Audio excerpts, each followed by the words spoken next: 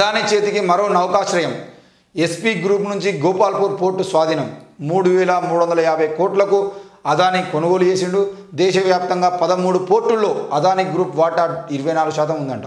నౌకాశ్రయాల్లో గౌతమ్ అదానీ ఏకచక్రాధిపత్యం మరింత పెరిగిపోయింది. Adani ports and special economic zone limited తాజాగా ఒడిశాలోని షాపూర్జీ పల్లోంజీ గ్రూపునకు చెందిన గోపాల్పూర్ నౌకాశ్రయాన్ని స్వాధీనం చేసుకుంది. ఇప్పటికే దేశంలో పశ్చిమ తూర్పులోని దాదాపు 12 పోర్టులు టెర్మినల్స్ను సొంతం చేసుకున్న అదానీ పోర్టు పోలియోలో మరొకటి చేరినట్లయింది. మోడీ ప్రభుత్వం రెండోసారి అధికారంలోకి వచ్చిన తర్వాత అదానీ సహజ వనరులు, నౌకాశ్రయాలు, విమానాశ్రయాల స్వాధీనాలను భారీగా పెంచుకున్న విషయం అందరికీ తెలిసిందే. ఒడిశా గోపాల్పూర్లోని మరి ఇంకో నౌకాశ్రయాన్ని కూడా ఈరోజు 3,350 కోట్లకి మరి అంబానీ అదానీ ఈరోజు స్వాధీనం చేసుకున్నాడు. అంటే నరేంద్ర మోడీ ఈరోజు అదానీకి ఎంత ఫేవర్గా పనిచేస్తున్నాడు. ఒక రకంగా చూసారంటే నరేంద్ర మోడీ అనే వ్యక్తి అదానికి జీతం ఉన్నాడైంది అన్నట్టుగా పనిచేస్తుంటాడు.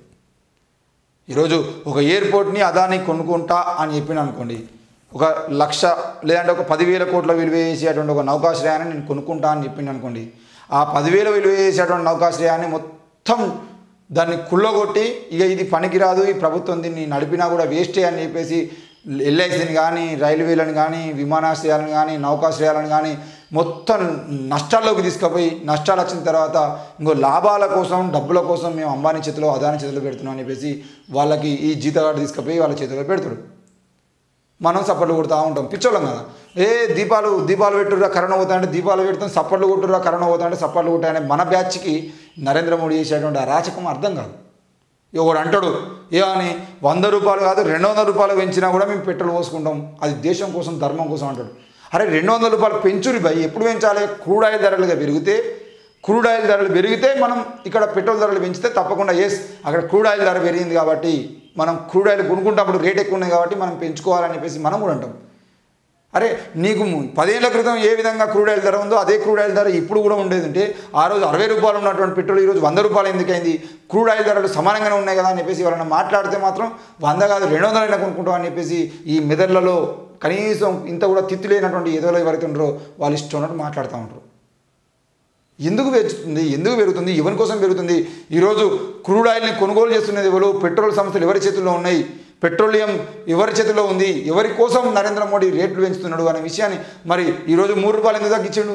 గ్యాస్ సిలిండర్ ధర నిజంగానే దేశం కోసం, ధర్మం కోసం గ్యాస్ సిలిండర్ ధర పెంచేది ఉంటే కూడా ఎవరు అంటాడు ఏమని? దేశం కోసం, ధర్మం కోసం గ్యాస్ సిలిండర్ ధర ఇంకా పెంచాలి. పెంచితే అందరూ కట్టెల మీద పోయి అనుకుంటారు. కట్టెల మీద అనుకుంటే ఏమవుతుంది? సహజ సంపద మొత్తం మంచిగా ఉంటుందట. అది కాదురా ఎదవా. ఈరోజు కట్టెలు కాల్చుకొని మొత్తం చెట్లను కొట్టి వేసేదైనా, గ్యాస్కు సంబంధించిన విషయంలో గ్యాస్ నిక్షేపాలు తీసినాయన ఎవరికి లాభం చేకూరుస్తున్నారంటే అదానీ గ్రూపులకు, అంబానీ గ్రూపులకు. ఎందుకు అనంటే వాళ్ళే గ్యాస్ నిక్షేపాలు, వాళ్ళే పెట్రోల్ నిక్షేపాలు, వాళ్ళే పెట్రోలియం కంపెనీలు కాబట్టి ఆ కంపెనీలకు లాభం చేకూర్చడం కోసం రేట్లు పెంచారు. అందుకే ఎలక్షన్లకు ముందు 100 రూపాయలు తగ్గించింది. మరి 100 రూపాయలు తగ్గితే నష్టం రాదా? ఈరోజు గ్యాస్ సిలిండర్ ధర 100 రూపాయలు తగ్గించినప్పుడు ఆ నష్టం ఎవరు భరిస్తున్నారంటే భరించలేదు, ఏం లేదు.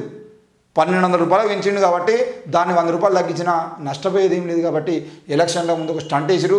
ఉదయనిధి స్టాలిన్ చెప్పినట్టుగా ఒకవేళ నరేంద్ర మోడీ మళ్ళీ అధికారంలోకి వస్తే ఇప్పుడు తగ్గించిన 100 రూపాయలని అవసరమైతే 500 రూపాయలు పెంచుతాడు. ఈరోజు 1,200 రూపాయలు ఉన్న గ్యాస్ సిలిండరు ఇంకో 3 ఏళ్ళు అయితే 1,500 నుండి 2,000 రూపాయలు అవుతుంది బీజేపీ అధికారంలోకి వస్తే.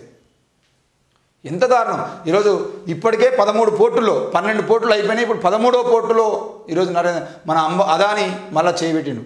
ఇది నాకు తెలిసి మళ్ళీ అధికారంలో నరేంద్ర మోడీ కనుక వస్తే ఈ దేశంలో ఉన్నటువంటి అన్ని పోర్టులు, అన్ని బీచ్లు, అన్ని నౌకాశ్రయాలు, అన్ని ఓడాశ్రయాలు, అవసరమైతే అన్ని ఎయిర్పోర్ట్లు, అన్ని రైల్వేలు, ఏది చూసినా అదానీ గ్రూప్స్ అని ఉంటుంది అంతే. నరేంద్ర మోడీ డమ్మీ ప్రధాని, అదానికి జీతగాడు అన్నట్టుగానే ఈరోజు నరేంద్ర మోడీ ఉంటున్నాడు. ఆ విషయాన్ని ప్రజలు ఇప్పటికైనా అర్థం చేసుకోవాల్సిన అవసరం ఉంది. ఎవదే మోడీ దేశం ప్రశాంతంగా ఉండాలంటే మోడీ తిరిగి అధికారంలోకి రావద్దని తమిళనాడు ముఖ్యమంత్రి స్టాలిన్ అంటున్నాడు. ఏంది? దేశం ప్రశాంతంగా ఉండాలంటే మోడీ తిరిగి అధికారంలోకి రావద్దు తమిళనాడు ముఖ్యమంత్రి స్టాలిన్. ఆ ఒక్క స్టేట్మెంట్ అర్థం చేసుకోండి.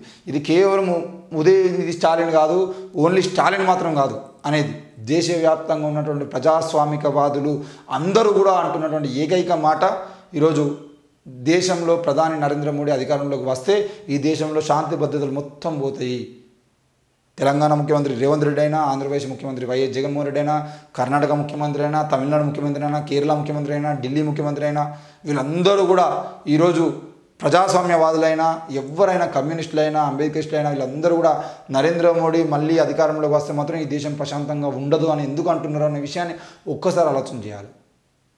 ప్రతి ఒక్కరు ఆలోచన చేయాలి. ఎందుకు ఈరోజు రేపటి రోజున మీ బిడ్డల భవిష్యత్తు గురించి ఒక్కసారి ఆలోచన చేసేదంటే బిడ్డలకు భవిష్యత్తు కూడా లేకుండా పోతుంది. ఎందుకు లేకుండా పోతుంది అని అంటే దేశం మొత్తాన్ని కూడా ఈరోజు ఒక వ్యక్తి తన చేతుల్లోకి తీసుకొని అమ్మేటువంటి ప్రయత్నం చేస్తున్నాడు. ఒకవేళ అమ్మితే మాత్రం రానున్న రోజుల్లో బతకడానికి, ఉండడానికి ఇల్లు లేకుండా, తినడానికి తిండి లేకుండా మనందరం ఆగం కావాల్సిన పరిస్థితి వస్తుంది. మన బతుకులు చింపిన విస్తారలాగా అయితే అనే విషయాన్ని కూడా మనం అర్థం చేసుకోవాలి.